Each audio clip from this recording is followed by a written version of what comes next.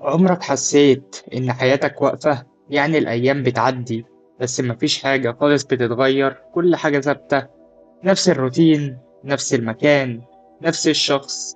أنت بتقوم كل يوم بتعمل نفس الحاجة.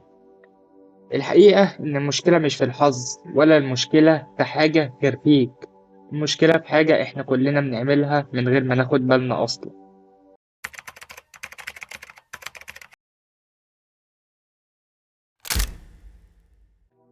أغلب الناس فاكرة إن النجاح محتاج فرصة ضخمة، أو محتاج فكرة عبقرية، مثلا فكرة فذة كده، أو محتاج حظ، أو محتاج مثلا معجزة تيجي من عند ربنا ويبدأ بيها الطريق علشان الشخص ينجح مثلا.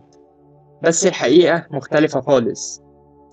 المشكلة إن أغلب الناس عايشة في منطقة الراحة، عايشة في إن هي عايزة تعمل نفس الحاجة اللي هي مرتاحة عليها من غير ما تغير أي حاجة. وبرضه هي في نفس الوقت عايزة تنجح، يعني الإنسان بيبقى عايز الاتنين، إن هو يفضل عايش في منطقة الراحة ويعمل الحاجات اللي بتبسطه اللي هي مريحاه، ومش عايز يعمل الحاجات الصعبة اللي هو أصلا عارفها ممكن. وفي نفس الوقت هو عايز ينجح في الحاجات اللي هو بيعملها دي.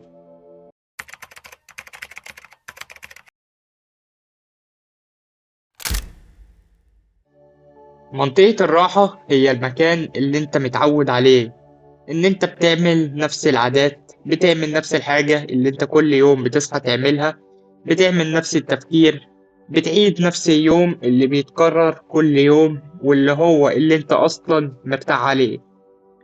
المشكلة ان المكان ده بيبقى مريح، العادات اللي انت بتعملها بتبقى مريحة، بتبقى انت عاجبك سيناريو يوم كده، بس في نفس الوقت انت بتبقى عايز تنجح، بتبقى عايز توصل لحاجات معينة.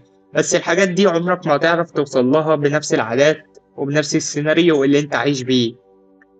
لكنه المشكلة ان المكان ده بيبقى مريح، منطقة الراحة، لكنه في نفس الوقت بيخليك ثابت مكانك، ما بيخليكش تتحرك ولو خطوة واحدة قدام حتى.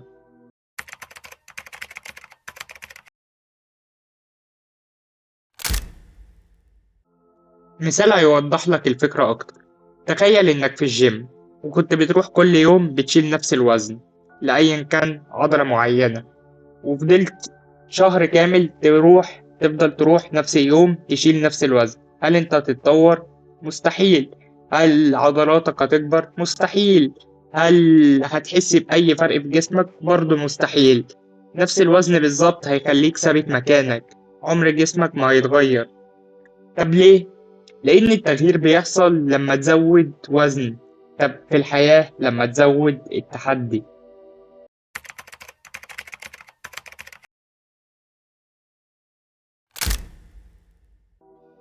نفس الكلام في الحياة. لو فضلت تعمل نفس الحاجة هتفضل تاخد نفس النتيجة، هتفضل تشوف نفس النتيجة بتاعت الحياة اللي انت عايش فيها، مش هتلاقي أي حاجة خالص بتتغير. التغيير الحقيقي بيبدأ لما تعمل حاجة مش مريحة، تعمل حاجة مش بسطاك، تعمل حاجة انت مستصعبها ومش مرتاح وانت بتعملها. والفكرة بقى إن أغلبنا أصلا عارف الحاجة دي، عارف الحاجة اللي هو المفروض يعملها علشان تنجحه، لكنه هو مستسهل وعايش في منطقة الراحة ومش عايز يجرب أي حاجة جديدة أصلا.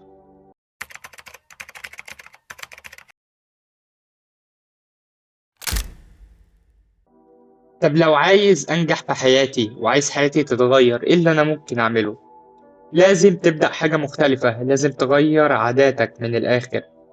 ممكن تتعلم مهارة جديدة، ممكن تشتغل على نفسك في حاجة معينة أو في شغلة معينة أنت بتعرف تعملها. جرب الحاجة اللي انت خايف منها او اللي انت بتأجلها. في الاول هتحس بعدم راحة، بس بعد كده المكان ده انت هتتعود عليه.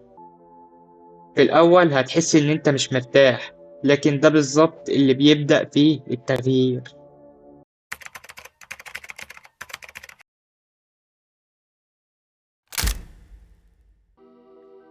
لازم تفتكر دايما ان حياتك عمرها ما هتتغير غير لما انت نفسك تتغير.